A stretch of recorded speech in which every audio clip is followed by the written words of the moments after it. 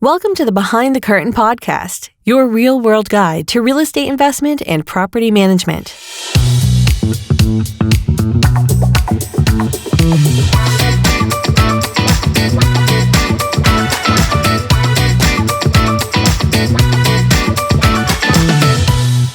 All right, so I guess picking up where we left off last week, we were talking a lot about giving investors educational ideas, different scenarios and things we were talking about. So today we want to kind of cover some tips for investors. Now, you seasoned investors, a lot of these are going to kind of be like, yeah, okay, we already knew that. But there's a lot of new investors that listen to this podcast that are just getting their feet wet, and they've been told to listen to podcasts, read books, do your research. So this is for them. And some of you seasoned investors, it just may be a refresher course on things you can pick back up on that maybe you lost sight of because you've gotten busy or whatever. So let's go to our first tip, Glenn. That's understand the local market's trajectory. All right. So what do we mean by trajectory? Well, I can tell you that's either going up or down. Well, it's been a strange market in Memphis because we have seen market values basically go up significantly in certain areas of Memphis, such as the eastern suburbs, Cordova, Bartlett, Arlington, Collierville, Germantown. These are not areas that typically investors would be in except for Cordova. But Cordova prices have gone up greatly. I'll give you an example. I put a listing on the market last Friday at 8 a.m. By Sunday, I had well over 20 or 30 showings. And by Sunday night, I had 15 offers. I had it listed at $239.9, and the winning bid was cash at $269. $30,000 over asking price. Meanwhile, I'm peddling these $30,000 houses on 3rd Street. Well, that's your, I mean, come on, man. that's your choice there, I did get one good investor from you, though. Well, yeah, I mean, that makes sense. But Germantown, parts of East Memphis, Collierville, I don't know why you'd want to invest in those markets because you're going to spend $350,000, $400,000 for a house. It's never going to rent. You're never going to even get close to 1% out of that. Well, that's something we're going to talk about later. Yeah. So you want to focus on Cordova. Yeah. Has seen what's the average increase? I mean, based on what I'm looking at, 20, maybe 30% over last year in value. Absolutely. And now, value is determined by what someone will pay for it. You made that comment. Right. Yeah. So. But what shocked me watching all these offers get accepted is that the appraisals are coming in at that number, which that is what blew me away. Yeah, I had a couple of listings 2 or 3 months ago where I was very concerned. Same thing happened. We were getting conventional loan offers well above asking, and I was thinking, man, this is never going to fly with the appraiser. And they come back and say, yep, we met purchase price. I haven't had an appraisal not meet the number this year.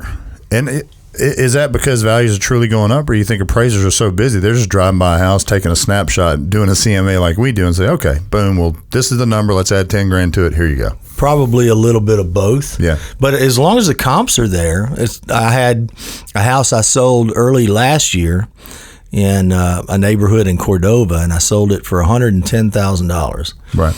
I sold the exact same floor plan, exact same house this year, 15 months later, for $159,000. And my first concern was the appraiser is never going to buy that.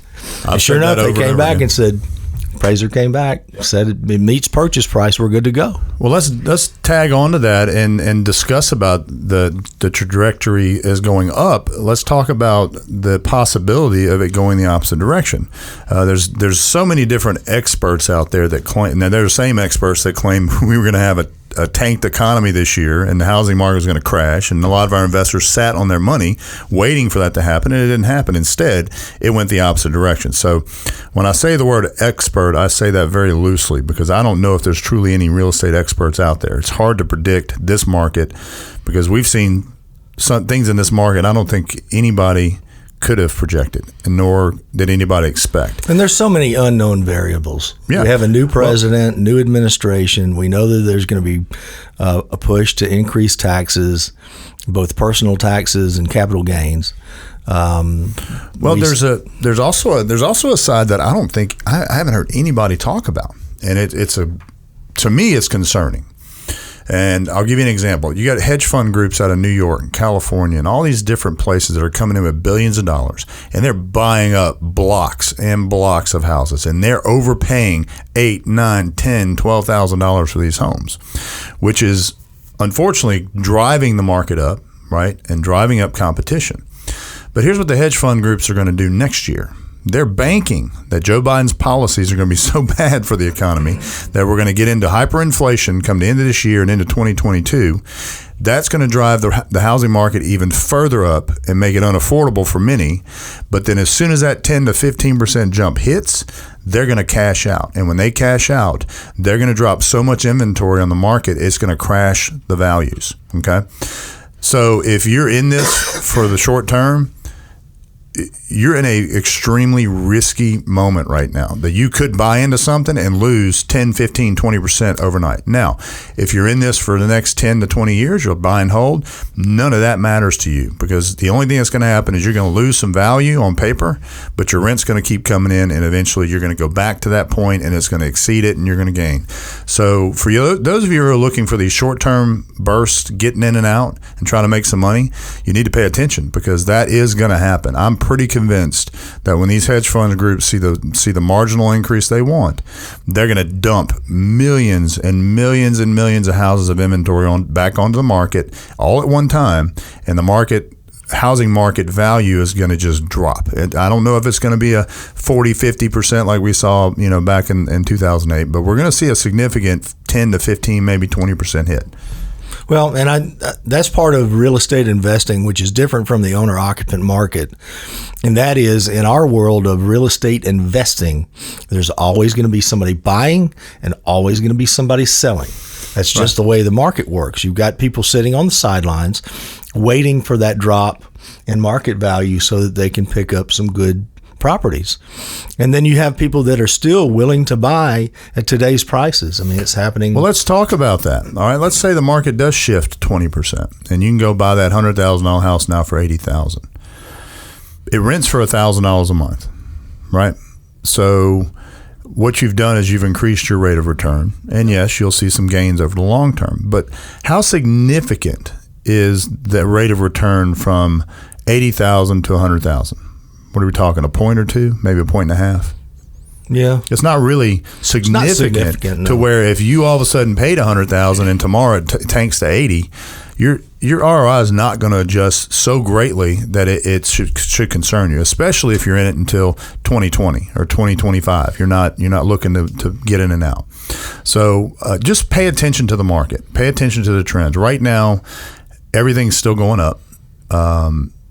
I'm starting to see a little bit of a plateau. Things are starting to level off a little bit. I can't imagine it's going to go any much more higher than where we're at today. Of course, I said that in February, and now look where we are. But as we get into fall, things are going to. I'm almost positive they're going to slow down. They're going to cool off. Now that is when you need to start watching what's happening with these hedge fund groups, because as soon as they feel the top of the mountain starting to take the turn the other side, they're going to start dumping properties as quickly as they can, and that's when your market's going to start shifting.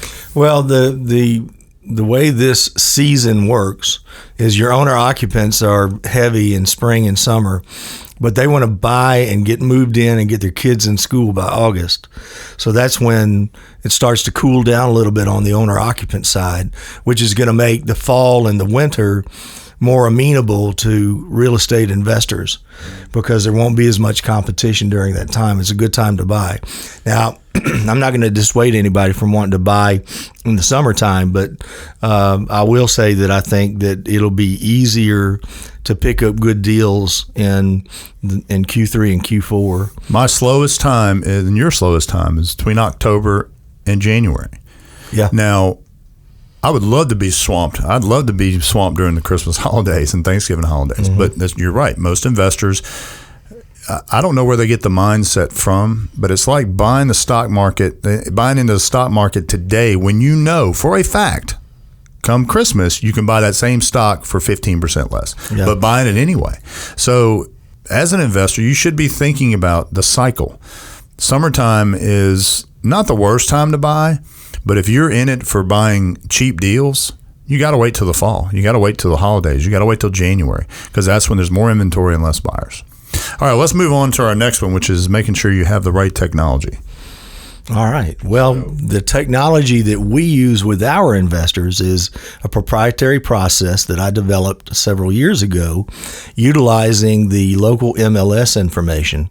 A lot of people don't understand that these third-party websites, and I won't mention their names because I don't like them. Zillow?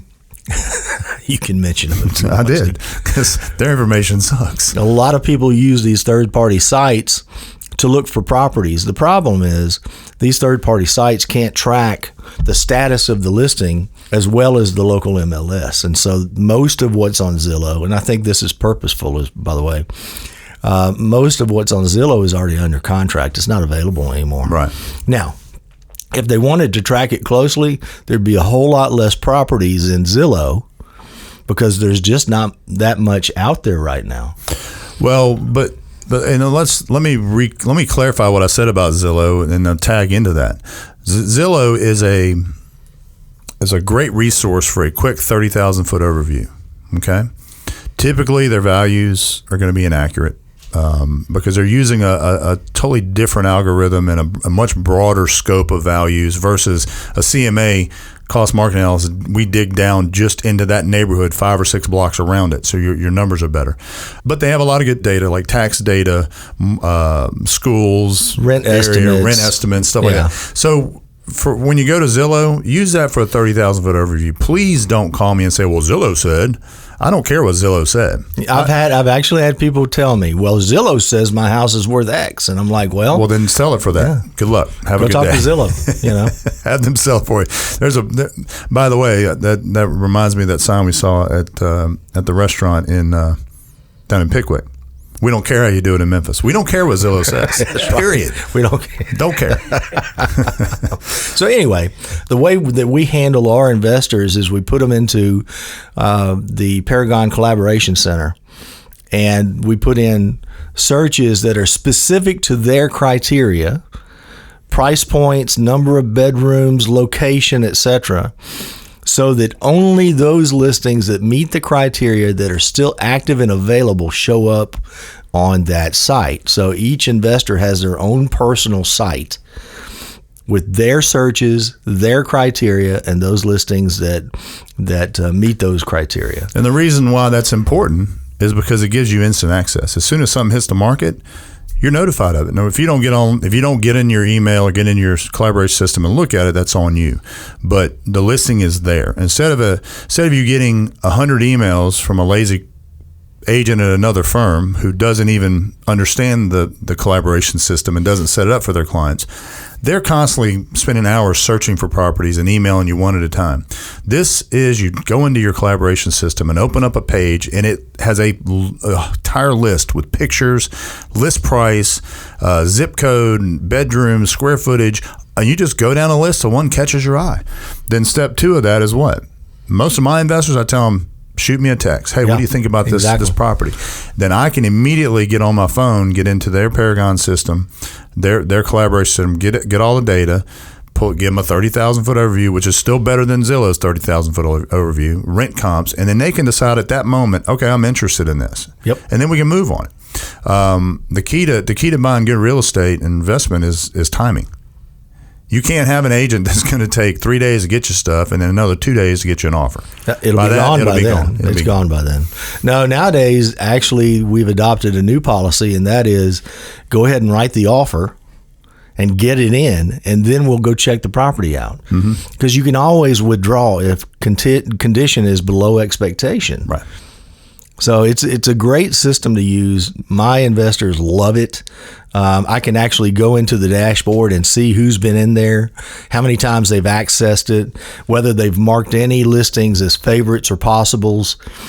And it's a great system to use, because if I see something interesting in there, I'll call them instead of waiting for them to call me. And I, as an agent who's built this business mobile, I like the minute-to-minute connection with my investors. I like the fact that they'll text me. And they can email me. I have email on my phone. But if I get a text, I respond right? I know that it's something that if you take the time to text me an address, you've got an interest. That means I've got to move on it quickly. So, the more accessible we are, the more houses we sell. Because let's face it, investors are very impatient. They'll wait 5 days to respond to you, but as soon as they respond, you better be on the hook and ready to go. Because if not, they'll be finding another agent. Everything else is centered around communication. I mean, basically, other than the collaboration system, everything else we have is centered around the communication process that we have with our investors. It's not, in other words, I don't know about you. I'm pretty sure you're just like me. When the phone rings, I answer it. If it rings at midnight, I answer it. If I get a text at 10 p.m., which I did last night, I go to my computer and send them the data they asked for. So our biggest technology we have is just open communication. We're always available. I mean, I get calls on the boat on a Sunday. I get texts. I get emails. And last Saturday, we're trying to build a deck on the end of our slip. And guess what I had to do? I stopped right in the middle of it where everybody's working their butts off. I got on my computer and wrote 2 offers for an investor. Yeah.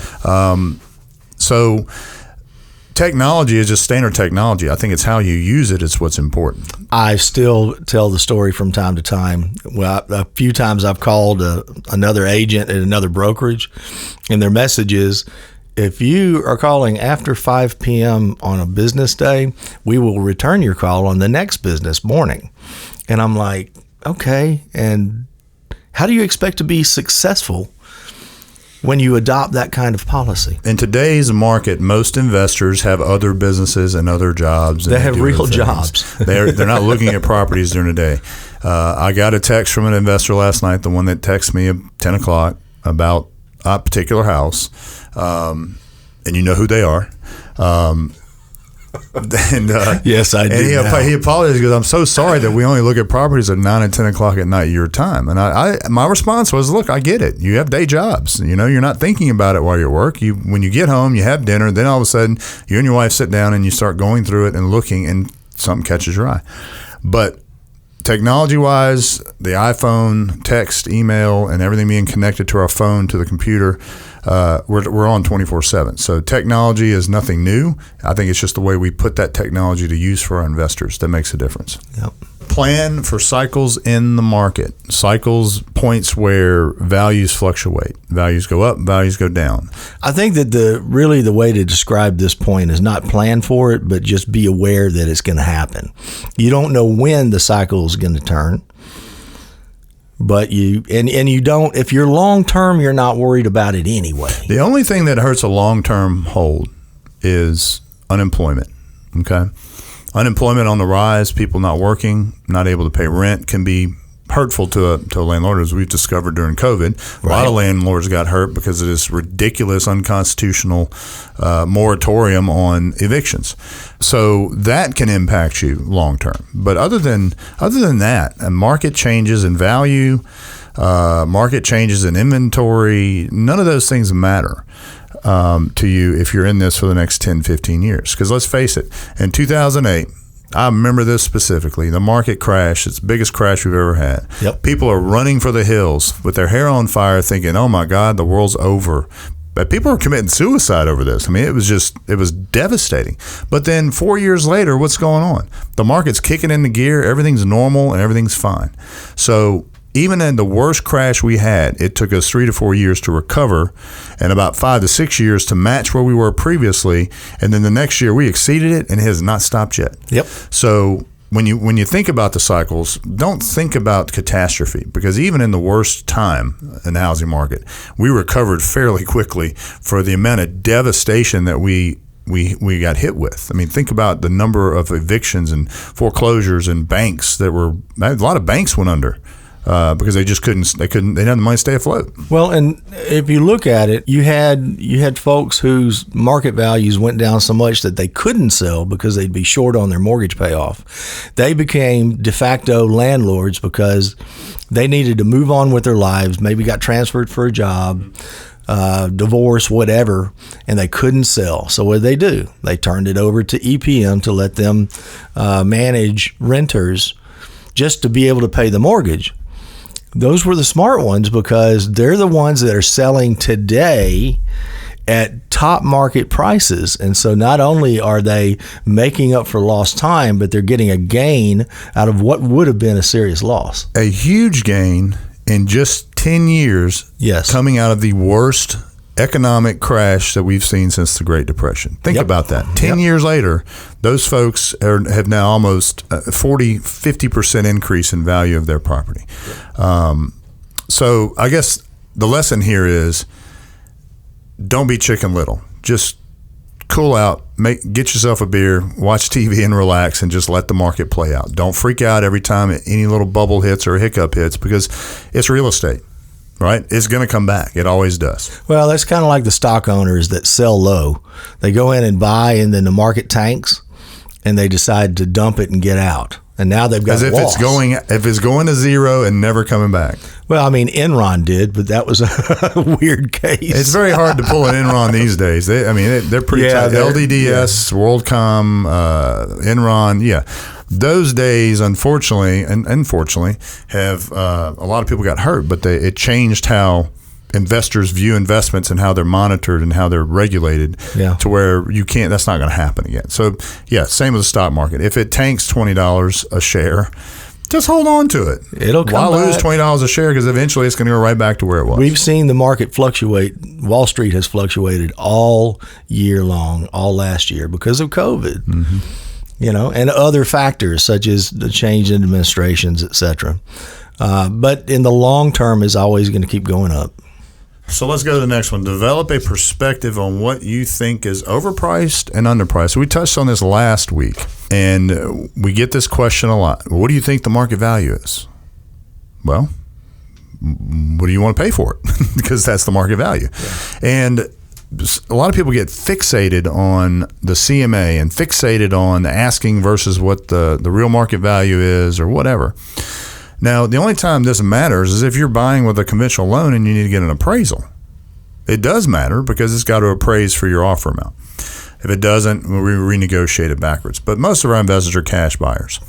So if you're going in and the house is listed at $85,000 and we do a CMA and it says it's worth $76,000, but it rents for $950 a month. Even at $85,000, your ROI is still great. So why does the purchase price matter as long as it's renting and producing that 1% or higher, or that 8, 9, 10% net ROI you're looking for? If it produces that, who cares about the $85,000? It's not like you're going to pay $85,000 for it, and 10 years from now it's going to be worth $60,000. 10 years from now it's going to be worth $105,000. It's going to go up. So why does it matter? I always tell my investors I don't calculate return on investment for my investors. I give them the data. I give them what the asking price is, what the taxes are, what the rent estimate is.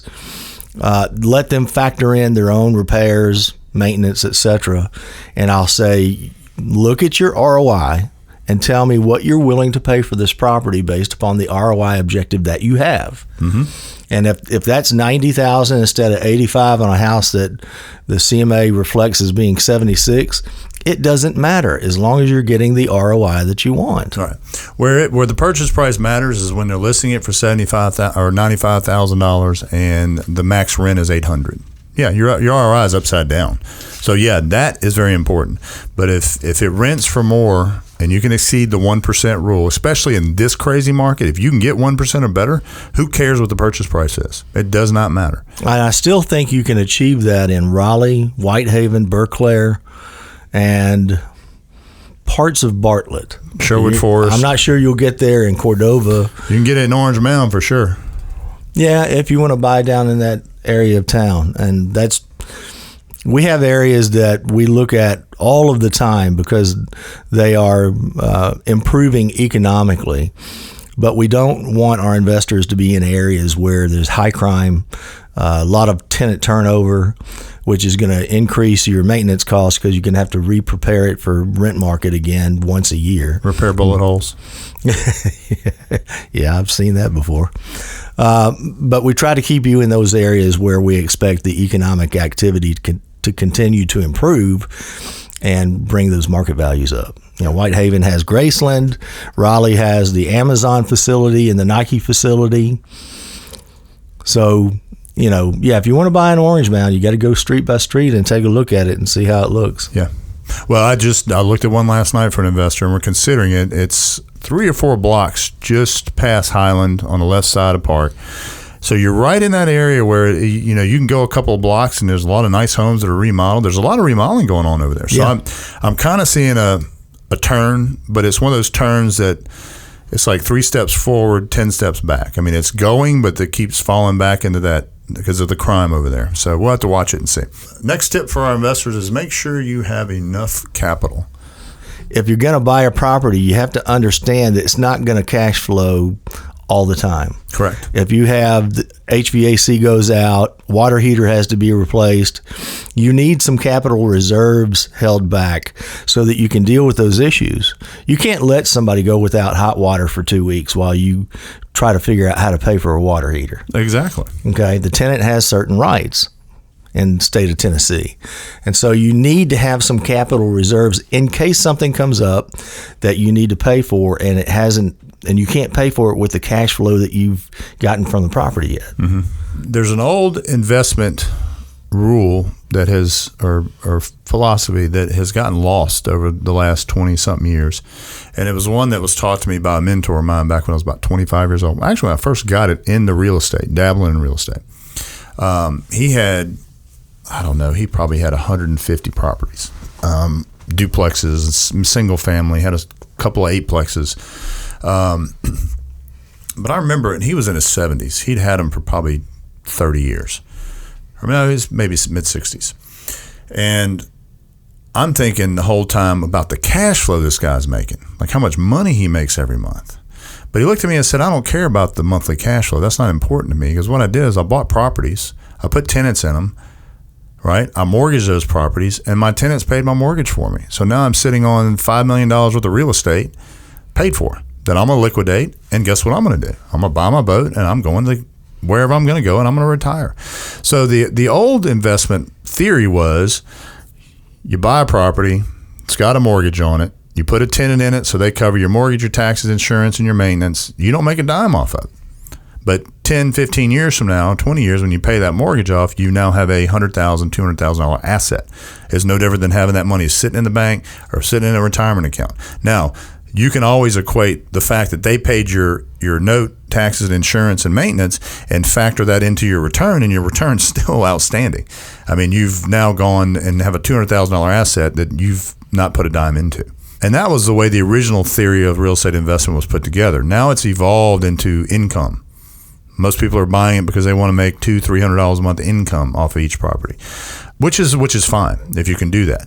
But if you don't make anything for a year, but you're planning on holding it for 20 years till it's paid off, then you're going to sell it for retirement, you're still coming out way better than most people that never took a step to invest in real estate.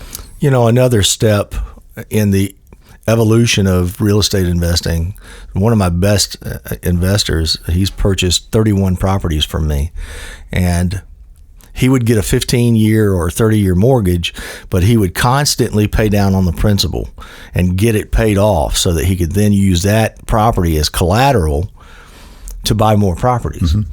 And he's done a fantastic job of it. And it's like you said, he wasn't looking for income. He was trying to get everything paid down so that he could use that collateral to get a line of credit or find another lender to make loans with to buy more property. Yep. Very smart way to approach it. Let's go on to the next one. Consider risk management. And what does that mean? To me, I'll give you an example of risk management. Do you think you would be better off with 2 $100,000 homes or 1 $200,000 home as an investment? Being what I know now, 2 $100,000 homes. There you go. Spread your risk around. You spread your risk around because even a $200,000 house is going to have 2 HVAC systems, probably going to have 2 hot water heaters. So it's not like you've got more risk with 2 homes rather than 1. You're actually spreading your risk. That way you always know you're going to have at least 1 tenant, right? Yeah. $200,000 house, tenant leaves, you can be vacant for 60 days. Not to mention, the larger the home and the higher the rent, the lower the smaller rental market you're in, right? When you get into, I'd say the sweet spot in Memphis is 1,200 down to 750 to 1,200. When you break that, your amount of available renters drops dramatically every $100 you go up. Yep. So the larger home with the higher rent, your vacancy rate's going to be higher. That's just math. And your ROI is going to be lower because at some point the market value and the rent value stops tracking together. And that's right now, that's around $160,000, $170,000. And then when you talk about managing your risk, we kind of touched on that earlier. Manage your risk from a perspective of long term, if that's what you're doing. Don't manage it on a day-by-day basis. Don't be one of these guys that says, oh my God, the market changed 4% yesterday, I need to liquidate. Don't manage it that way. If you're making $300 a house net, take 150 of that and stick it in the bank. Just hold on to it, right? Build yourself a nice little cushion, a surplus, and at the end of the year, if all of a sudden you didn't need to spend that $2,000 you just saved, you only spent $500, great, roll it into next year. I tell most of my young, newer investors that have never done this before, take half your income that you make from a property and stick it in the bank. Once you do that for a couple of years and build you up a nice little cushion and a nest egg, then start using that money to do other things with. Get yourself protected. Make sure you manage your risk, because let's face it, we've seen it.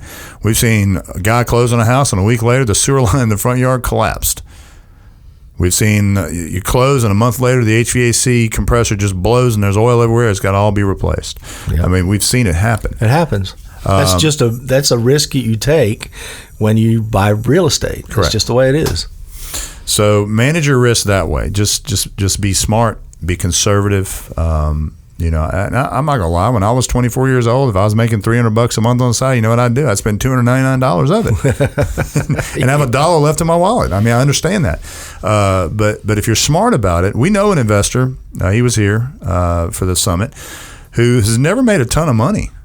He's just an average working American guy, but he just paid $700,000 cash for properties. Wow. Because over the years, he's gotten properties and put all the money in the bank and then rolled that money. And when he got to a certain point, he'd buy another property. He ended up with almost $1 million worth of real estate in California that he liquidated, came to Memphis and just spent $700,000 of it in a 1031.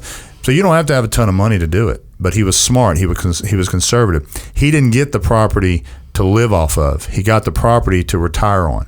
So therefore, all the extra money he made on it, he threw in the bank and built up a huge sum of cash over the last 20 years and was able to really take his portfolio to the next level. Now, when he's ready to retire in 15 years, he's going to probably liquidate and walk away $5 or $6 million. And that's a nice retirement. So our final tip is be patient and structure your holdings for the future. And we've talked about that through the other 7 points. We have. But that's a very important point. And I'm going to give you a scenario. And this is happening a lot, especially here in Memphis, probably happening in other markets. But last year, investors were 1%ers. If I can't get 1%, I don't want it. This year, we've got investors that are doing 10% annual gross rents, right? Which changes the dynamics, but they're taking a philosophy of, look, I'll go with a 10% annual gross now, because it's under market, it's rented under market, but the lease expires in 8 months. And when it expires, I'm going to go to market. Now I'm at my 1%. So they're buying for a future, right? They're not buying for what it's going to produce next month. They're buying for what it's going to produce next March. And that's a smart way to do it, because now you can be competitive in a competitive market and end up 6 months from now being exactly where you would have been last year this time buying a home and getting to 1%. Managing the future of your project, that's important. I think we talked about the one investor that's paying down, right? Yes. He's managing his future of his portfolio and what his asset's going to become. We have other guys that are taking the little bit of money they make and put it in a bank so that they can manage that asset and get it to the point where it's something that they want it to be. Other guys are taking their properties and they're paying cash for them. Then they're refinancing those at 50 cents on a dollar and buying 5 more for cash or 4 more for cash. And then they're taking those 4 and refinancing and buying 2 more for cash, and you end up with 10 homes at 50 cents on a dollar, which means if you've got 10 homes and you got $1 million, you've got a $500,000 equity position. Now you've got leverage to do what? Go out and expand your portfolio. Yep. The point being, this is a long-term game. Are there short-term players out there? Yes. Those are the guys that buy a house, rehab it, and flip it. But I'm telling you, that is going to slowly dwindle. And it's two reasons. Number one, inflation in construction materials has increased the cost of doing these rehabs. And it's less likely that you're going to find properties that you have enough margin in that you can rehab them, put them on the market, and sell them and still make a profit. And number two is when the current administration tries to increase short-term capital gains taxes, that's going to put a hurting on these guys. Big time. If they take it from 15 to 30%, forget it. There won't be any rehabs anymore. It's just not going to happen. Well, what you'll find is a lot of these individuals will be setting up corporations to buy and rehab and sell, and then have corporate income and payroll. But I think at the end of the day, the corporate tax is going to hit a certain point where it's probably not going to make much difference. No. And construction materials have become so expensive that what would 2 years ago have been a $20,000 rehab is now $30,000 or $35,000. Yeah. Well, and I think there's a lot of speculation and theories behind that. A lot of our raw material for lumber comes out of Canada. There's discussion that Canada's retaliating against Joe Biden for shutting down the Keystone Pipeline, which was very beneficial to Canada, hugely beneficial. And then there's other. I don't know why there's such a hike and an increase in the value. It's not like all of a sudden we have less lumber mills in the country. It's not like we have less trees. I just don't know what's driving it. And the thing that makes sense to me is that we're having to bring a lot of that lumber in to turn into building material out of Canada. And I haven't heard, and maybe I'll do some research, if they've increased the taxes on it, maybe they've increased the cost of it, the tariffs.